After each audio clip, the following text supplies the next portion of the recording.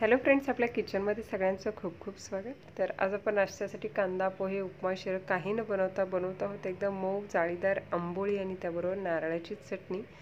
तर इथे पाहू शकता एकदम मऊ अशी ही आंबोळी तयार झालेली आहे, त्याबरोबर छान अशी नारळाची चटणी। तर या व्हिडिओमध्ये एकदम प्रमाणानुसार सगळे बनवलेलं आहे।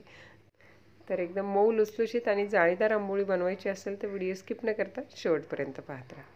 अशाच नवनवीन रेसिपीसाठी चॅनलला सबस्क्राईब करा आणि बेल आयकॉनला प्रेस करा। आंबोळीसाठी आपल्याला लागणार आहे तांदूळ। तर मी इथे जाडसर असे तांदूळ घेतलेले आहे। तांदूळ शक्यतो जुना असावा, चिकट न होणारा असावा। तर मी इथे ह्या 3 वाट्या मोजून तांदूळ घेतलेला आहे। तर 3 वाट्या तांदूळ घेतलेले आहे आणि 3 वाट्यांसाठी त्याच वाटीने मोजून सेम अशी सफेद उडदाची डाळ घेतलेली आहे आणि त्याबरोबर टाकत आहोत 1 चमचा मेथीदाणे। मेथीदाणे टाकले म्हणजे काय होतं, पीठ जे आहे फर्मेंटेशन फुगायला चांगली मदत होते। तर आंबोळीची पहिली स्टेप आहे की डाळ तांदूळ स्वच्छ धुवून हे 5 ते 6 तास कमीत कमी आपल्याला हे भिजत ठेवायचे आहेत। तर मी ते दुपारी भिजत ठेवलेले आहेत आणि संध्याकाळी आता हे वाटण करत आहोत। 6 तास झालेले आहेत। त्यानंतर हे पाहू शकता डाळ तांदूळ व्यवस्थित असे भिजलेले आहेत। तर आता आपल्याला हे वाटण करून घ्यायचं आहे। डाळ तांदूळामधलं पाणी आपण काढून घेतलेलं आहे। आता हे डाळ तांदूळ वाटताना याच्यामध्ये भिजलेले पोहे आपल्याला घालायचे आहेत। तर 10 मिनिटं आधीच मी पोहे भिजवून ठेवलेले होते आणि ज्या वाटीने आपण डाळ तांदूळ मोजून घेतले होते त्याच वाटीने 1 वाटी भिजवलेले पोहे याच्यामध्ये ॲड केलेले आहेत आणि थोडं थोडं करून सगळं डाळ तांदूळ पोहे एकत्र करून हे थोडं थोडं करून मी मिक्सरमध्ये वाटून घेतलेलं आहे। हे दळताना मी इथं कोमट पाण्याचा वापर केलेला आहे। तर एकदम हे व्यवस्थित असं वाटून झालेलं आहे। हलकंसं रवाळ टेक्स्चर याला आहे। कोमट पाणी वापरल्यामुळे काय होतं, पिठामध्ये छान अशी ऊब तयार होते आणि पीठ फुगायला मदत होते। तर पिठाची कन्सिस्टन्सी इथं पाहू शकताय। सगळं पीठ वाटून झाल्याच्या नंतर ते या पद्धतीने असं मिक्स करून घ्यायचं आहे। साधारणतः 2 ते 3 मिनिट पीठ जे आहे ना एकाच दिशेने असं हे फेटून घ्यायचं आहे। त्यामुळे काय होतं, एकाच दिशेने फेटलेलं आहे त्याच्यामुळे हवेचे बबल्स याच्यामध्ये तयार होतात, हवा तयार होते। इथे पाहू शकताय हे मिक्स करताना हवेचे बबल्स आपल्याला दिसत आहे, म्हणजे पिठामध्ये हवा तयार झाली म्हणजे पीठ फुगायला मदत होते आणि त्यात कोमट पाणी वापरलेलं होतं त्याच्यामुळे ऊब तयार झालेली आहे। पीठ छान असं आपलं रात्रभर फुगलं जातं आणि सकाळी एकदम मऊ आणि जाळीदार आंबोळ्या तयार होतात। तर इथे पीठ आपलं चांगलं मिक्स करून झालेलं आहे। आता झाकून ठेवूया आणि सकाळी आपण याच्या आंबोळ्या करणार। आता सकाळी पाहूया हे पीठ जे आहे ना व्यवस्थित असं फुगलेलं दिसत आहे। ते पाहू शकताय पीठ जे आहे वरती छान असं आलेलं आहे। आपण चमच्याने पाहूया। रात्री दळून झाल्याच्या नंतर पीठ सकाळपर्यंत चांगलं फुगावं यासाठी काय करायचं आहे, पातेलं एखाद्या कापडामध्ये गुंडाळून किंवा एखाद्या उबदार ठिकाणी ठेवू शकता किंवा पातेलं असंच कुकरमध्ये जर ठेवलं तर सकाळ चांगली ऊब मिळाली तर पीठ जे आहे ना सकाळपर्यंत छान असं फर्मेंटेशन होईल, चांगलं फुगलं जाईल आणि आंबोळ्या एकदम मऊ लुसलुशीत आणि जाळीदार होतात।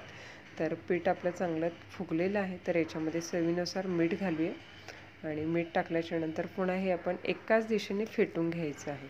एकाच दिशेने फेटून घेतलं म्हणजे याच्यामधली जी हवा आहे, हलकेपणा आहे हा असाच टिकून राहतो आणि जाळी पडायला मदत होते।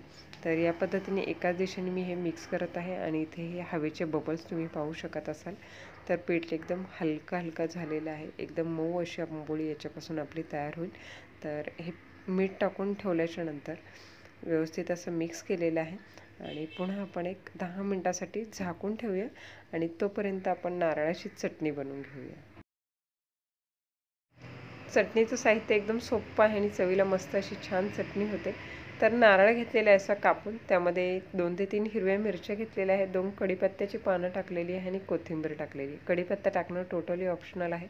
त्याचबरोबर तुम्हाला आलं लसूण टाकायचं असेल तर तेही टाकू शकता, पण एवढंच साहित्य वापरून मस्त अशी चटणी तयार होते। दुसरी महत्त्वाची टिप, हे वाटताना मी गरम पाण्याचा वापर केलेला आहे, त्यामुळे नारळामधलं दूध जे आहे ना छान असं चटणीमध्ये उतरतं आणि चवीपुरतं मीठ टाकून ही चटणी एकदम बारीक अशी ही वाटून घेतलेली आहे। पाहू शकताय गरम पाण्यामुळे खोबरं देखील एकदम बारीक असं वाटलं जातं आणि खोबराचा छान असा गोडवा चटणीमध्ये उतरतो। तर आता एका पातेल्यामध्ये काढून घेतलेली आहे। चटणी किती आपल्याला पातळ घट्ट हवी आहे त्यानुसार पाणी ॲड केलेले आहे आणि आता वरून या चटणीला द्यायचा आहे आपल्याला तडका। तर तेल गरम करून घेतलेले आहे, त्याच्यामध्ये मोहरी, कढीपत्त्याची पानं आणि 2 चिमूट हिंग टाकलेलं आहे। आता हे फार तडतडत आहे म्हणून मी हे झाकण ठेवलेलं आहे। थोडंसं हे थंड झालं की गरम गरम ही फोडणी आपण ह्या चटणीवर घालणार आहोत गरम असतानाच हे मिक्स करायचं आहे. इथे वाटताना आपण गरम पाण्याचा वापर केला होता, त्याच्यामुळे चटणीची चव जी आहे ना तर खूपच छान होते आणि त्याच्यामध्ये ही फोडणी. तर हे असं व्यवस्थित असं 1 मिनिटभर मिक्स करून घ्यायचं आहे. त्याच्यामुळे छान असा फोडणीचा सुगंध, चव जी आहे ना ह्या चटणीला उतरते. तर चटणी तयार झालेली आहे. आंबोळीचं पीठ आपलं तयार झालेलं आहे. तर एकदा असं मिक्स करून घेऊया आणि 2 तव्यावर ही आंबोळी मी तुम्हाला करून दाखवणार आहे. आंबोळी थोडीशी जाडसर असते, तर त्या प्रमाणामध्ये मी इथं आंबोळीचं हे पीठ जे आहे असं पसरवून घेत आहे आणि इथं पाहू शकता किती छान अशी ही जाळी याला पडायला लागलेली आहे. पीठ व्यवस्थित फर्मेंट झालेलं असेल तर आंबोळीला जाळी छान पडते.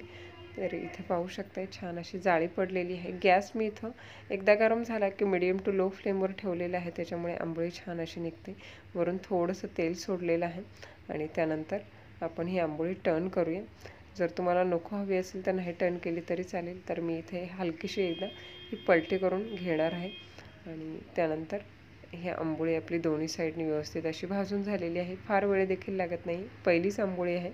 1-2 आंबोळ्या काढल्याच्या नंतर तव्यावर छान अशा आंबोळ्या निघायला लागतात. तर बिडाच्या तव्यावर देखील छान अशी आंबोळी निघते. तर ते तवा चांगला गरम झालेला आहे, थोडंसं तेल पसरवून घेतलेलं आहे आणि त्यानंतर इथे आंबोळीचं पीठ असं पसरवून घेणार आहोत. थोडीशी जाडसर अशी ही आंबोळी पसरवून घेतलेली आहे. खूप जाड देखील आवडत नाही, त्याच्यामुळे मी मीडियम थिकनेस ठेवलेला आहे. तुमच्या आवडीनुसार आंबोळीचा थिकनेस तुम्ही कमी जास्त करू शकता. तर इथं पाहू शकताय, व्हिडिओ अजिबात स्किप न करता तुम्हाला दाखवत आहे किती छान असे इथे बबल्स या आंबोळीला पडलेले आहेत. गॅस मी इथं मीडियम टू लो फ्लेमवर ठेवलेला आहे. एकदा तवा तापला की गॅस कमी करायचा आहे. छान अशी आंबोळी दोन्ही साईडने भाजली जाते. थोडंसं तेल सोडून घेऊया म्हणजे आंबोळी छान निघते. बिडाचा तवा आहे, 1-2 आंबोळ्या झाल्या की आंबोळ्या एकदम छान अशा निघायला लागतात, बिलकुल चिकटत नाही. तर तेल घालून घेतलेलं आहे. आता ही वरून देखील आपल्याला चांगली अशी वाफ आलेली दिसत आहे. तर आता ही पलटी करून घेऊया. कलर देखील दुसऱ्या साईडने एकदम मस्त असा आलेला आहे. तर थोडंसं तेल लावूया आणि दुसऱ्या साईडने देखील आपण ही भाजून घेऊया. बरेच जण ही आंबोळी पलटी न करता देखील भाजतात, तर तुम्हाला जसं आवडेल त्या पद्धतीने तुम्ही करू शकता. मी हलकीशी दोन्ही साईडने ही भाजून घेत असते.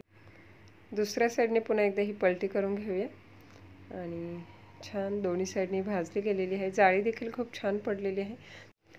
याच पद्धतीने सगळ्या आंबोळ्या आपल्याला करून घ्यायच्या आहेत. तर नाश्त्यासाठी आपल्याला दररोजचेच कांदा पोहे, उपमा, शिरा, थालीपीठ खाऊन जर कंटाळा आला असेल तर मऊ लुसलुशीत आंबोळी आणि चटणी घरी करून पहा. दुपारी भिजत घालायचं आहे, रात्री वाटायचं आहे आणि सकाळी मस्त अशी आंबोळी खाण्यासाठी तयार. या पद्धतीने सगळ्या आंबोळ्या करून घ्यायच्या आहेत. तर छान जाळी पडलेली आहे, मऊ देखील झालेले आहेत आणि याबरोबर आपण इथे नारळाची चटणी बनवली आहे. त्याचबरोबर तुम्ही भाजक्या डाळीची चटणी देखील बनवू शकता किंवा शेंगदाणे घालून चटणी बनवू शकता. आपल्या आवडीप्रमाणे कुठलीही चटणी आपण बनवू शकता. खायला आंबोळीबरोबर छानच लागते. चटणी व्यतिरिक्त तुम्ही कुठल्याही आमटीबरोबर देखील खाऊ शकता. आणखी महत्त्वाची गोष्ट म्हणजे टिफिनमध्ये जर आंबोळी द्यायची असेल तर ती देखील देऊ शकता. थंड झाली तरी एकदम मऊ अशी राहते. तर जे आपण काही बनवताना टिप्स सांगितलेले आहे, प्रमाण सांगितलेले आहे, त्या पद्धतीने आंबोळी आणि चटणी दोन्ही बनवून पहा, खूप छान होते आणि घरी करून पहा. रेसिपी जर आवडली असेल तर न विसरता रेसिपीला लाईक करा, कमेंट करा, शेअर करा आणि अशाच नवनवीन रेसिपी पाहण्यासाठी किटी किचन यूट्यूब चॅनलला सबस्क्राईब करा. त्या बाजूला असलेलं बेल आयकॉनचं बटन प्रेस करा, जेणेकरून येणाऱ्या सगळ्या नवीन रेसिपीचं नोटिफिकेशन सगळ्यात आधी तुम्हाला मिळेल. तर पुन्हा भेटूया अशाच एका नवीन रेसिपीबरोबर. तोपर्यंत टेक केअर, बाय बाय.